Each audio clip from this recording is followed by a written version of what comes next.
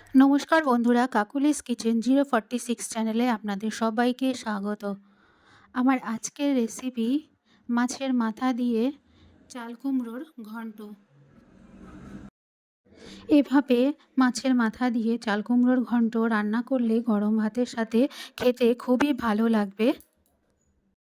আমার রেসিপিটা যদি আপনাদের ভালো লেগে থাকে তাহলে আমার চ্যানেলটা সাবস্ক্রাইব করার এবং পাশে থাকা বেল আইকনটি প্রেস করার অনুরোধ রইল, যাতে আমি যখনই নতুন কোনো ভিডিও আপলোড করব খুব তাড়াতাড়ি আপনাদের কাছে পৌঁছে যায়। আসুন তাহলে আজকের রেসিপিটা শুরু করা যাক। রুই মাছের মাথা দিয়ে চাল কুমড়োর ঘন্ট রেসিপিটার জন্য আমি একটা মাঝারি সাইজের চাল কুমড়ো নিয়েছি।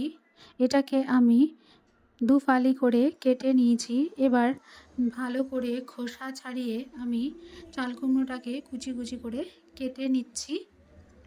এভাবে কেটে নিয়েছি, কেটে ধুয়ে পরিষ্কার করে নিয়েছি। দেখুন আমি কিভাবে কেটে নিয়েছি। এবারে একটা রুই মাছের মাথাকে আমি 4 টুকরো করে কেটে নিয়েছি, কেটে ধুয়ে পরিষ্কার করে নিয়েছি। এবার এর মধ্যে 1 টিস্পুন নুন আর 1 টিস্পুন হলুদ দিয়ে মাছের মাথাগুলোকে আমি ভালো করে মাখিয়ে নেব। আমি ভালো করে নুন হলুদ দিয়ে মাখিয়ে নিচ্ছি।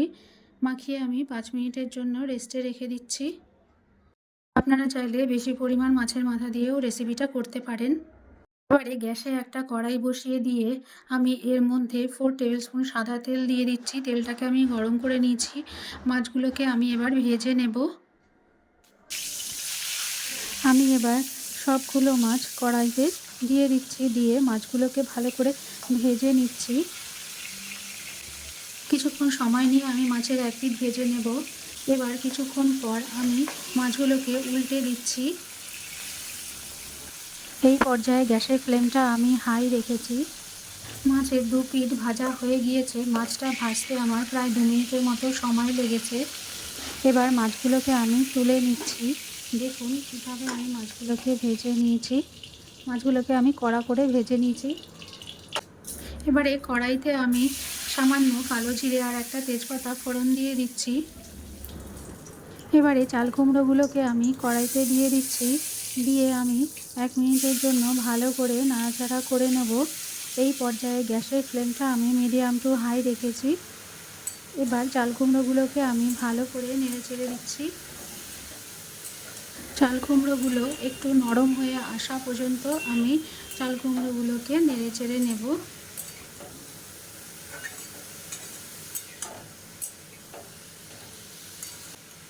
এক মিনিট বাদে চাল কুমড়োগুলো অনেকটাই নরম হয়ে গিয়েছে। এবার এর মধ্যে 1 টিস্পুন নুন আর হাফ টিস্পুন হলুদ দিয়ে আমি ভালো করে চাল কুমড়োগুলোকে নেড়েচেড়ে নিচ্ছি। এই পর্যায়ে আমি কিন্তু জল ব্যবহার করব না। নুন দিলেই চাল কুমড়ো থেকে জল উঠে আসবে। এবার ভালো করে কষিয়ে নিচ্ছি। দেখুন জল বেরিয়ে এসেছে। এবারে আমি চাল কুমড়োগুলোকে 1 মিনিটের জন্য ঢেকে দেব মিডিয়াম টু লো ফ্লেমে বয়েল হওয়ার জন্য। 1 মিনিট বাদে আমি ঢাকনাটা খুলে দেখে নিচ্ছি চাল কুমড়োটা অনেকটাই বয়েল হয়ে গিয়েছে। দেখুন কতটা জল উঠেছে। আমি কিন্তু কোনো জল ব্যবহার করিনি। এবারে এর মধ্যে 1 টিস্পুন আদা বাটা আর 1 টিস্পুন লাল রঙের কাঁচা লঙ্কা বাটা দিয়ে দিচ্ছি।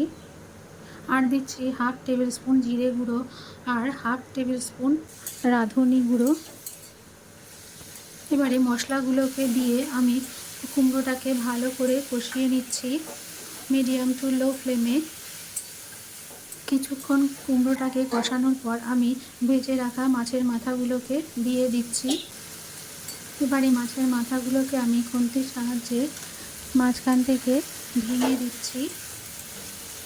সাবধানে মাছের মাথাগুলোকে ভাঙতে হবে।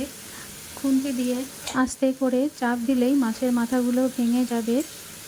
মাছের মাথাগুলো যেন কড়াই থেকে বাইরে বেরিয়ে না যায় সেদিকে নজর রাখতে হবে। আমি মাছগুলোকে ভেঙে দিয়েছি। আপনারা চাইলে মাছের মাথাগুলোকে আগে থেকেও ভেঙে নিয়ে কুমড়োতে দিতে পারেন, তবে আমি এভাবেই রান্না করি। এবারে মাছের মাথাগুলো দিয়ে কুমড়োটাকে ভালো করে নেড়েচেড়ে নিচ্ছি কিছুক্ষণের জন্য। এই পর্যায়ে গ্যাসের ফ্লেমটা আমি মিডিয়াম টু লো রেখেছি। এবারে আমি 1 মিনিটের জন্য ঢেকে দিচ্ছি রান্না হওয়ার জন্য। 1 মিনিট বাদে ঢাকনাটা খুলে দিয়েছি। দেখুন জলটা পুরো শুকিয়ে গিয়েছে।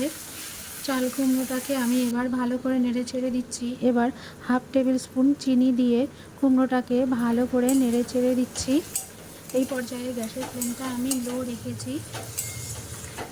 চিনি দিয়ে ভালোভাবে কুমড়োটাকে নেড়ে চেড়ে নেব কিছুক্ষণের জন্য। চাল কুমড়োর ঘন্টটা প্রায় রেডি হয়ে গিয়েছে। এভাবে চাল কুমড়োর ঘন্ট রান্না করলে গরম ভাতের সাথে খেতে খুবই ভালো লাগবে। আপনারা কমেন্ট করে জানাবেন রেসিপিটা কেমন হয়েছে। কিছুক্ষণ নেড়ে চেড়ে এবার গ্যাসটা অফ করে আমি চাল কুমড়োর ঘন্টটাকে নামিয়ে নেব। আমি একটা প্লেটে চাল কুমড়োর ঘন্টটাকে তুলে নিয়েছি। তৈরি হয়ে গিয়েছে রুই মাছের মাথা দিয়ে চাল কুমড়োর ঘন্ট। দেখুন দেখতে কতটা সুন্দর হয়েছে। আপনারা রেসিপিটা বাড়িতে একবার ট্রাই করবেন। আমার রেসিপিটা যদি আপনাদের ভালো লেগে থাকে তাহলে আমার চ্যানেলটা সাবস্ক্রাইব করার এবং পাশে থাকা বেল আইকনটি প্রেস করার অনুরোধ রইল। ভালো থাকবেন, সুস্থ থাকবেন। আবার দেখা হবে নতুন কোনো রেসিপিতে।